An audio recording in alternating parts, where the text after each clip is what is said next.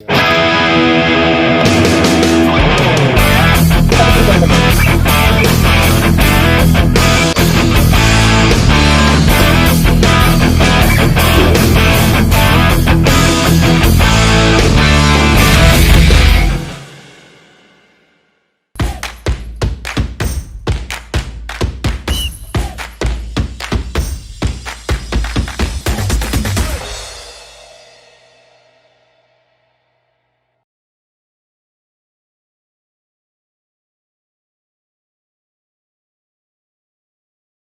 the heart of western Uttar Pradesh, nestled in the remote village of Tikri of district Meerut, lies the silver lining of Indian archery, the Gurukul Prabhat Ashram. This has not only revived but redefined archery in India, giving the nation hope after the disappointment of the 1992 Barcelona Olympics. We have produced more than 50 international archers who have represented country for archery, and 3 Olympians UP Archery Association have produced. One is of course Satyadev, one is Mangal, and another is Sumangala. आश्रम जो है ये सन 39 से है। इसके संस्थापक जो थे गुरुकुल कांगड़ी के स्नातक और आचार्य विद्या मार्तंड पंडित बुद्धदेव विद्यालंकार थे। तो चूंकि उनका जीवन बड़ा व्यापक था तो वो यहाँ अधिक देर तक रुक नहीं पाते थे। तो जिस किसी प्रकार से आश्रम के रूप में ये चलता रहा, किंतु सन 72 में यहाँ गुरुकुल की स्थापना हुई। उस समय 30 विद्यार्थी थे। मैं वैसे गुरुकुल प्रभात आश्रम मेरठ का स्नातक हूँ। वहाँ पर तीरंदाजी की शुरुआत की गई थी जब हिंदुस्तान को ओलंपिक में कोई मेडल नहीं मिला था, और मैंने 1993 से आर्चरी शुरू की है और अब तक यहाँ पहुँच पाया हूँ। गुरुकुल की ओर से जब पहला टूर्नामेंट खेलने के लिए जब गए तो उसमें जो है सन 94 में ये पटियाला में और अपना गुड़गांव में पहला नेशनल हुआ, जहाँ पहले नेशनल में जो है ये पहला पदक प्राप्त किया वहाँ पर गुरुकुल के तीरंदाजों ने। India's failure to secure any medal in the 1992 Summer Olympics was a turning point. It inspired Subhash Gupta, then General Secretary of the Uttar Pradesh Archery Association, to dream of an institution that would nurture future champions. His vision found its home in Gurukul Prabhat Ashram. He is my elder brother, Subhash Gupta. He had started archery in the Gurukul in 1994, and when he had started archery, we were officially 23rd in the world, and today we are officially number 2 and number 3 in the world. देखो, जो गुरुकुल का जो तीरंदाजी का इतिहास है बहुत 1992-93 से ये इतिहास की शुरुआत हुई थी, और बड़े ही प्रयासों से उस समय इक्विपमेंट वगैरह का, प्रशिक्षकों का, सभी चीज़ों का बहुत अभाव था। और उस अभाव के दौर में भी हमारे सुभाष गुप्ता जी ने जो तीरंदाजी की उन्होंने नींव डाली थी स्वामी जी के आशीर्वाद की छाया में, तो उसी की वजह से आज हम यहाँ तक पहुँचे हैं। A year after this debacle in 1993, under the guidance of Swami Vivekanand Saraswati Ji Maharaj, the Gurukul began its journey with a singular mission to elevate Indian archery to Olympic glory. मेरे साथ जो है हम उत्तराखंड की यात्रा में कर जा रहे थे, तो अपने इनके अजय जी के बड़े भाई थे सुभाष जी, वो भी साथ थे। वो बड़े उत्साही व्यक्ति थे। उनको इससे बड़ी चिंता हुई और उन्होंने कहा कि तीरंदाजी तो गुरुकुल की ही क्रिया है, इसको आश्रम में क्यों नहीं प्रारंभ किया जाता। तो मैंने कहा जैसी आपकी इच्छा। तो उस समय स्थिति ये थी कि हम तो यही सोचते थे कि धनुष ले लेंगे और अपना खेल शुरू हो जाएगा जैसा कि वो भी मानते थे। किंतु उस समय तो लकड़ी का धनुष भी नहीं मिलता था। लकड़ी का एक धनुष किसी तरह से मिला, वो 25 रुपए का एक उस समय।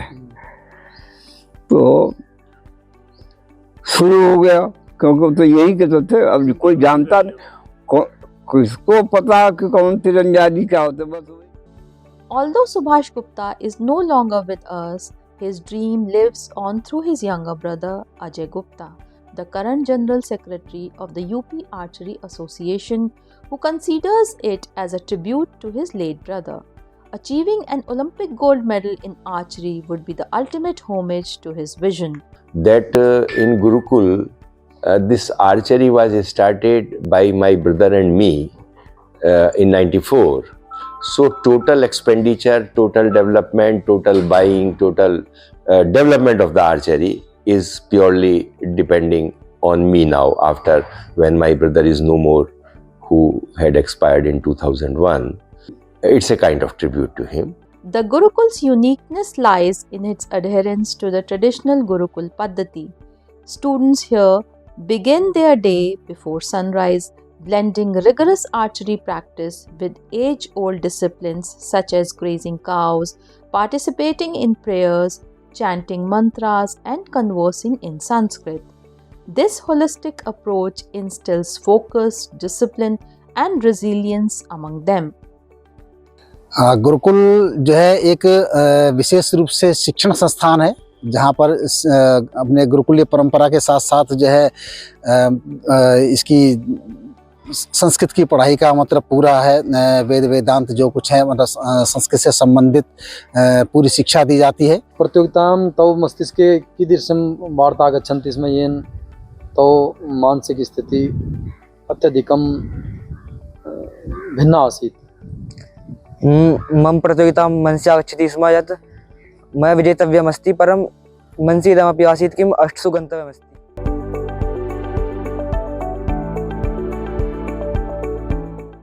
The initial days were challenging. There were no arrows or bows available nearby. The Gurukul sourced wooden bows from Manipur and other northeastern states. Eventually, high-quality bows and arrows were imported from foreign countries. पर उपकरण तो आधुनिक हैं जो विदेशों से प्राप्त होते हैं। कुछ बेसिक उपकरण होते हैं, जो प्राथमिक उपकरण होते हैं वो हम मणिपुर से या फिर आसाम से, ऐसे राज्यों से हमें प्राप्त होते हैं।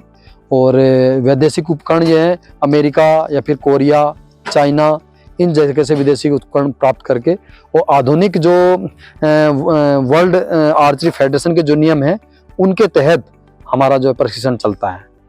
Recognizing the Gurukul's success, the Sports Authority of India made it an extension center.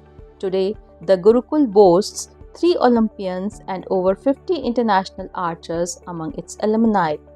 Vikas Shastri, posted here as a coach by Sai, continues to train the next generation of archery stars. Sports authority of India में मैं प्रशिक्षक के पद पर हूँ और गुरुकुल प्रभात आश्रम में जो भारत सरकार का ये extension centre STC day boarding है और यहीं पे मेरी सितंबर 2019 में पोस्टिंग हुई थी। पहले मैं पटियाला था, अभी वर्तमान समय में यहीं पे मैं ट्रेनिंग करा रहा हूँ बच्चों को। The Gurukul's influence has spread far and wide, with sub-centers established in nearby villages, towns and schools. Here children were introduced to archery at an early age, nurturing talent from the grassroots. सम्मिलित हो रही हैं। ये एक आपका ही केंद्र बताया होगा, वहाँ है नहीं, वहाँ मथुरा में योगेंद्र जो हमारे पुराने खिलाड़ी थे उन्होंने इसको चढ़ाया है। मेरा नाम वरीना राणा है और मैं उत्तर प्रदेश मथुरा की रहने वाली हूँ। मैं कंपाउंड धनुष जो इंटरनेशनल पे चलाया जाता है वो चला रही हूँ और मैं नेशनल गोल्ड मेडलिस्ट हूँ और जूनियर और सब जूनियर और मिनी की तीनों की कैटेगरी की मैं मेडलिस्ट हूँ। पंजीकृत तो यही है धनुर्विद्या संस्थान। इस विद्या का नाम है धनुर्विद्या। ऐसा स्पोर्ट है जिसमें विद्या जुड़ा हुआ है, तो और किसी भी स्पोर्ट में धनुर के साथ विद्या, मतलब विद्या वर्ड नहीं आया, यानी कि एजुकेशन से रिलेटेड कोई नहीं। तो यानी कि ये जो गेम है ये कहीं ना कहीं हमारे एकेडमिक्स में भी बेनिफिट देता है, और अनडाउटेडली जो कंसंट्रेशन इससे डेवलप होती है, जो बैलेंसिंग डेवलप होती है, वो अल्टीमेट है। अब एक गाजियाबाद में भी चला रहे हैं हमारे वेद कुमार जी, वहाँ भी चल रहा है। क्योंकि हाँ, ये एक गाँव भुड्डा गाँव है एक, वहाँ भी चलाते हैं। देख, गुरुकुल बाहर के बच्चे के लिए तो गुरुकुल में अलाउ नहीं है। जो गुरुकुल में बच्चा पढ़ाई करके मतलब टेस्ट उत्तीर्ण करके जो गुरुकुल की परीक्षा होती है, 5वीं पास जब बच्चा करके आता है तो 6ठी के लिए बच्चों को प्रवेश के लिए परीक्षा देनी पड़ती है।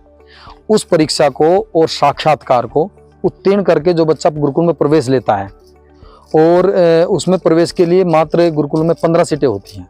हर साल 15 सीटें होती हैं। परीक्षा देने वाले तो बच्चे 500, 600, 1000 तक भी संख्या में रहते हैं, और उनमें से 15 बच्चों का जो सिलेक्शन होता है, उन्हीं बच्चों को तीरंदाजी सीखने की परमिशन होती है, अनुमति होती है।